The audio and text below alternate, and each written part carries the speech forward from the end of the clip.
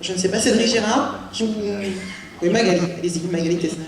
Il est charmant, Cédric, il me laisse la parole. Voilà, on aime bien. Non, je voulais peut-être avant cela revenir sur quelques chiffres. On a parlé des collectivités effectivement territoriales qui sont extrêmement importantes dans le financement du sport. Pour vous dire, c'est un peu notre cheval de bataille chez Sportsora. Déjà dire que le sport, c'est une vraie économie. Aujourd'hui, quelques chiffres rapidement. L'économie du sport, elle est évaluée à peu près à 36 milliards d'euros. C'est 16 milliards de la consommation qui provient de la consommation des ménages. C'est un point sur lequel je vais revenir. 10 milliards des collectivités territoriales et à peu près 4 milliards de l'État et un petit peu moins de 4 milliards des entreprises. Je voulais revenir sur je reviendrai sur la part des entreprises. Sur ces 16 milliards de consommation des ménages, donc il y a ce que les ménages français consomment en produits de consommation courante, d'articles de sport, etc. De sport, et puis il y a les abonnements dans les clubs, les licences, etc. Mais donc ça veut dire que c'est un vrai marché. Aujourd'hui, l'économie du sport, c'est un petit peu moins de 2% du PIB. On a des chiffres qui viennent de l'Europe, c'est plus que la pêche et l'agriculture réunies. Donc en termes de secteur d'activité, c'est un vrai secteur. Et donc ces 16 milliards, c'est un marché.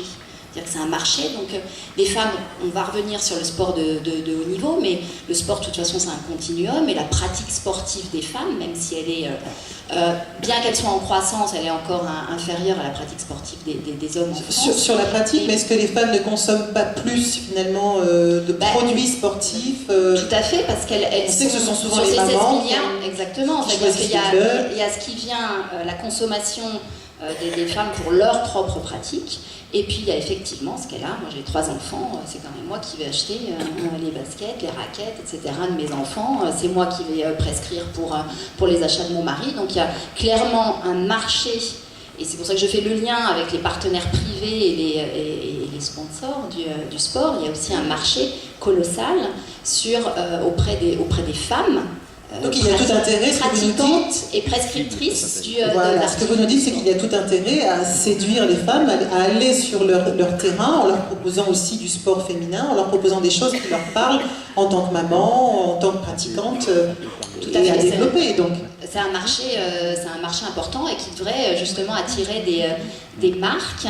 Je vais laisser peut-être la parole à Cédric, mais je reviendrai après, puisque moi j'ai essayé de voir, si vous voulez, de me mettre dans la peau d'un partenaire, en disant mais pourquoi les partenaires viennent aussi peu, ou sont peut-être certains, en tout cas au niveau national, parce que je pense qu'en local, vous avez tous des très beaux partenaires, mais sur le sport féminin. Et il y a effectivement beaucoup d'arguments que l'on peut donner voilà, pour cela et pour attirer les sponsors. Donc je ne sais pas si Cédric, tu veux, ou je continue sur... Alors pourquoi les sponsors ne viennent pas? Parce que c'est vrai que c'est une vraie question qui se pose. Vous disiez, et on posera la question aux partenaires du club ici tout à l'heure, vous disiez localement ça se passe bien. Non, j'ai cru comprendre en parlant avec le président du club que non, même la chasse entre guillemets aux sponsors n'est pas si simple que ça localement, notamment quand un club grandit. Et encore moins simple, bien sûr, pour le petit club amateur qui lui est juste à la recherche de son petit budget pour payer les maillots et les déplacements du week-end de ses équipes. Ah ouais, c'est clair. On n'a pas, je ne sais pas si Cédric a des chiffres sur la France. Moi, j'ai cherché, j'ai pas trouvé. Il y a une étude qui a été faite en Grande-Bretagne effectivement sur le sponsoring, en fait, sur les deals qui ont été faits, les plus gros deals de sponsoring. En 2011, il y avait, sur l'ensemble des deals qui avaient été évalués, c'était 1% juste pour le sport féminin, il y avait à peu près 38% sur les sports mixtes et le reste, donc 60% pour le sport masculin. Donc on voit bien qu'il y a aussi là un grand déséquilibre. Je voulais juste préciser une chose qui me paraît importante. En fait, pour que ça marche, il faut que l'offre et la demande se rencontrent. On a une offre, excusez-moi, c'est pas très beau comme terme, mais en termes marketing et business, c'est comme ça. On parle d'offres, on parle de produits. On a des équipes féminines qui performent énormément. C'est quand même ce que cherchent les partenaires, des équipes qui gagnent. Avant d'être belle, il faut gagner. On a des résultats extraordinaires en France. On a des détenteurs de droits, donc des fédérations, des clubs pro qui packagent. Je aussi volontairement, c'est pas bon, mais c'est comme ça. Quand on veut se vendre à un partenaire qui package bien de mieux en mieux l'offre aujourd'hui, effectivement, comme ça a été dit ce matin tout à l'heure, on a du storytelling, elles sont extraordinaires. Enfin, je veux dire, ces braqueuses, elles nous ont fait des trucs à Londres. Enfin, il y avait des images extraordinaires. Elles ont des vies fabuleuses parce qu'effectivement, quand on est femme, on a 1, 2, 3 vies, donc elles ont des choses à raconter. Donc l'offre existe.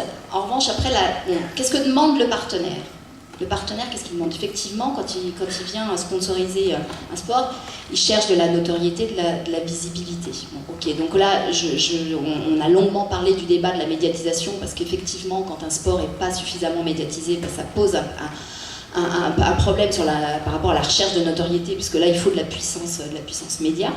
Mais ce que je voulais souligner, c'est qu'au-delà de la notoriété et de la visibilité, aujourd'hui, quand même, dans le sponsoring sportif, on est passé à une étape suivante où les partenaires recherchent du sens, recherchent d'autres valeurs, ce qu'apporte le sport féminin, de la proximité, de l'accessibilité pour les marques. Il est extrêmement important de pouvoir rentrer en proximité avec les communautés, avec les supporters, avec les femmes.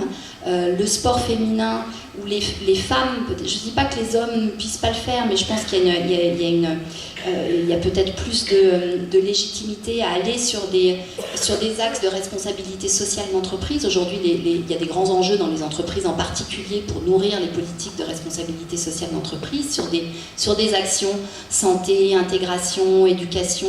Bien, par exemple, la santé, c'est vrai que c'est un domaine ou un axe où les femmes sont un peu plus peut-être légitimes ou naturelles que les hommes. Il y a des grands enjeux dans les entreprises en termes de mixité. C'est ce qui fait que GDF Suez aussi est partenaire du sport féminin, et ça vient alimenter la politique de mixité qui met en place dans ces entreprises.